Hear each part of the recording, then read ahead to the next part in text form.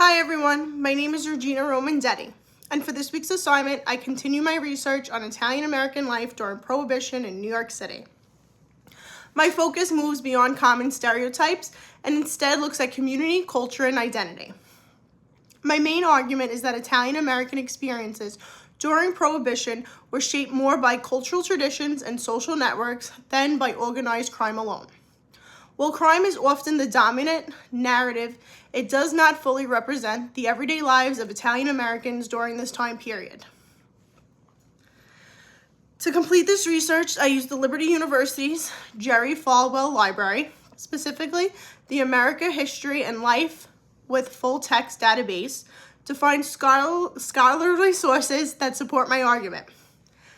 I especially feel that this week, during this research, I made the most progress to contribute to my dissertation topic.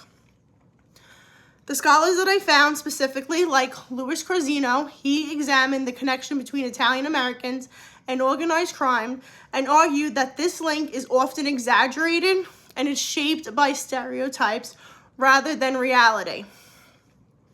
This continues to help show that crime was not the defining feature of Italian American communities.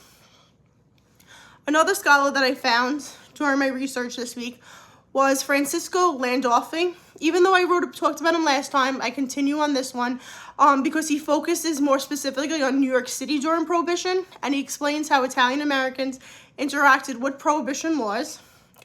His work shows that many Italian Americans opposed and did not support Prohibition because it conflicted with the cultural traditions, especially the use of wine in everyday life and religious practices.